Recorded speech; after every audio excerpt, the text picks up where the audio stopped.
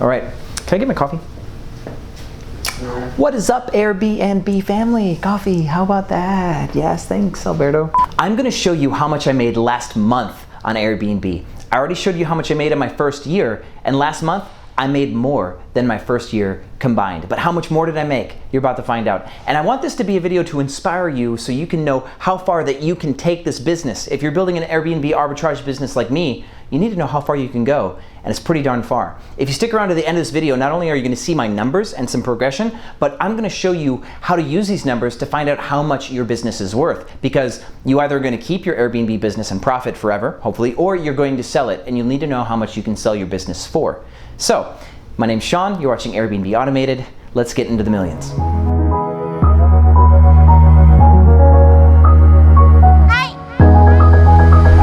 All right, welcome back, Airbnb family. This is gonna be a fun video because why not? Let's talk about some numbers. It's gonna be really cool. We've been having explosive growth on the channel. I'm super stoked. We just crossed 40,000 subscribers today. We had like 500 new subs yesterday. So all of you new people here on the channel, welcome to Airbnb Automated, and thank you for being a subscriber. May I remind you, before I get too excited, to ask you to smash the like button, as I think a lot of YouTubers say, smash. I don't know why they say that, but the like button helps the algorithm and helps me, like, of course, share this with more of the world, because we're changing the game in real estate here is really the truth. You don't have to buy property to get rich on real estate. You don't have to do what your parents are telling you to do. And that's this whole point, is this is a new play. It's a new industry. There's a lot of space in this industry. And let's look at my numbers as just real hard, like cold facts on what the business is. So you all know that I started this business in 2014, and I didn't really take it seriously. So my first year wasn't like the biggest year in the world. I think we made a little over $100,000, right? 114,000, maybe as much as 150,000, but it doesn't even matter because it was less than $200,000. I made less than $200,000 on Airbnb my first year. Well, let me actually tell you, before I show you what I made last month, let's look at the same month last year. So this month last year, or actually August last year, we had made $187,000 on Airbnb. So let's just take that number alone, right? If you make $187,000 a month, that's 187,000. That's 1.8 million in 10 months, right? So at 3.6, you're looking at $2.2 million in a year. That's no growth. That's just 187,000 every single year for a month, or every single month for a year. You're looking at about 2.2 million.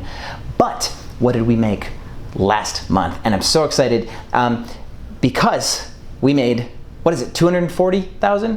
Yeah, so let's just show you 204. I did this in a video so you guys know that I'm not photoshopping this shit. We're loading the Chase Bank account. We're downloading a PDF statement from my Chase Bank account, and we're looking at our deposits, $240,000 last month.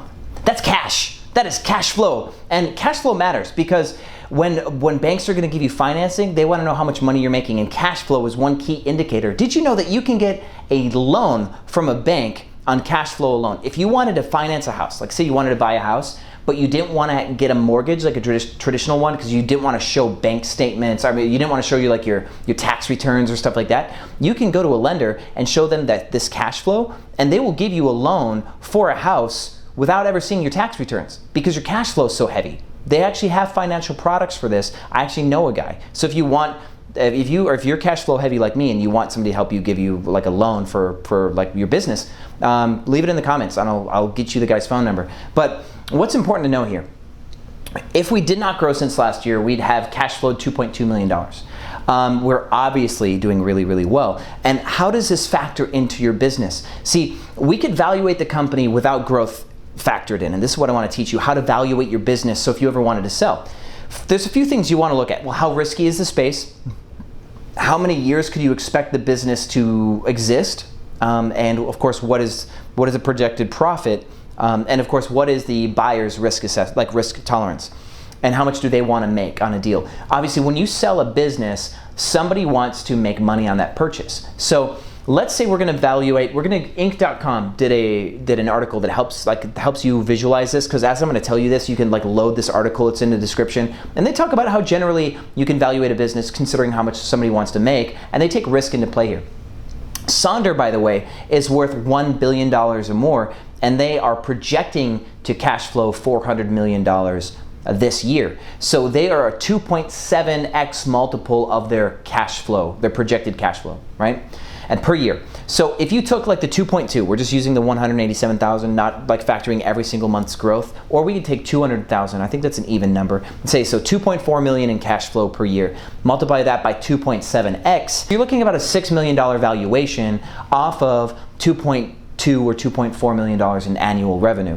But that just does the 2.7x multiple. But if you're going to sell the property, or you're going to sell your business as, as a product, you can take in the fact that there's growth. So over the last year, we've added about $50,000 in revenue as opposed to last year, which was a 30% growth. Right? So if you go to sell a business and that business year over year is growing 30%, and let's say that business is profiting at this point 1 million a year, and you're going to factor 5 years of profits at this multiple, and somebody wants to make like say 15% on their money or 20% on their money, well, if you're going to sell a business based on next year's profit, which is $1 million, you'd sell it for $800,000 because they want to make 20% on their money.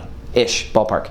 So you would do this 20% off of 20% off for next year. So the 20% discount of 800,000 is 640,000, right? And so that's how much you could sell year 2 for. You do a 20% discount, usually sell year 3 for about 500,000. You see how you're tearing down 20% off of that, 20% off of that over the course of 5 years. But now you can factor in the fact that you're going to be growing 30% each year. So instead of 1 million next year, you're going to be making 1.3 million in profits. And then after that, 30% on top of that is probably 1.7 million-ish, right? And then the third year, a 30% increase in 1.7, you're looking at more than $2 million in profit the next year. So then as you do these 20% deductions, your growth is actually beating that 20% year over year discount. So now your business, instead of it being worth, in this case, we would have sold it for 800,000 plus 640 plus 500 plus 400 and then plus like 330 or something like that. So that's 12, that's 1.2 million plus the 8 is 2. And so instead of selling the business for like 2.7 million over the course of like 5 years of profit with that 20% discount for the risk, you're going to factor in that 30% profit. And I'm not going to try to do the math in my head, but if you did it on paper, you're going to see that you take the 1.3 million and then take 20% off, which is going to leave you at like 860. Oh no, hold on, sorry. No, because you normally deduct 200,000, but instead you're actually deducting 260,000. So that's still 1,040,000 for the first year instead of 800,000. So you're already making 240,000 more on that first year. Then you add another 30% in profit, so you get 1.6 million, and you're going to deduct 20% and then 20% of that. So at 1.6, that's like 320,000, and so that's 1.28, and then 20% deduction of that. You're still looking at 1.1 million. So over 2 years, you're selling it for almost $2.2 million instead of the 2.6 that you'd be selling it over 5 years. You see that? So the reason why a lot of these companies in the tech space are valued at so much money is because of these principles, which is a lot of little tech companies like to have what's called that hockey stick shaped growth, right? Where you're not making any profits at all, but then all of a sudden, like Snapchat or whatever, makes no profits for years, and then hopefully their goal is to like just monetize their audience and grow, and then their goal is to sell during one of their phases of like accelerated growth. And they're saying, well, 5 years from now, we'll be 1,000% larger than we were today. And they try to factor in that growth as a multiple. So if you want to make the most money possible as a business owner, you need to understand, one, how to grow a business. And that's what this channel is all about, is how to grow your business to make 2.4 million in cash and to keep going. And then you need to understand how to then market this business that hopefully you've now automated, so that way you're not attached to the business, because if you, the owner, are attached to the company that's being sold, it will devalue your business. The business is worth more if they don't need the founder. That's one thing also to consider. So you separate yourself from the business and get it ready for sale. And as long as your company is growing year over year over year, you get to factor that growth in to your final business valuation, and you can sell a company that currently cash flows $2.2 million or $2.4 million now. You could take that company and sell it for like $8 million based on its rate of growth and its profitability. Isn't that wicked?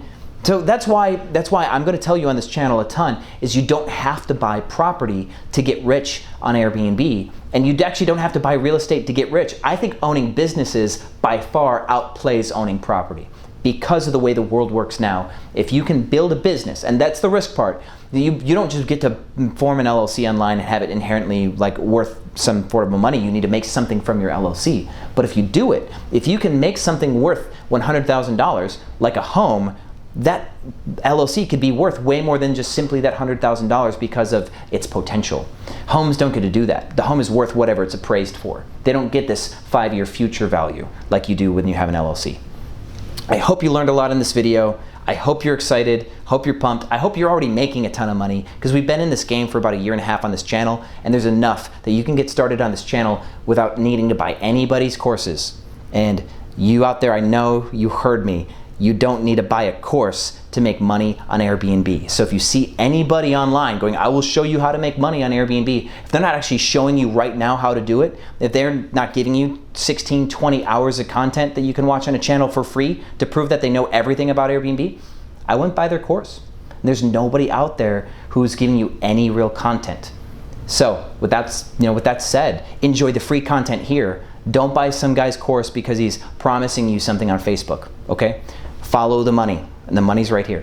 Thank you for watching Airbnb Automated, and I'll see you on the other side.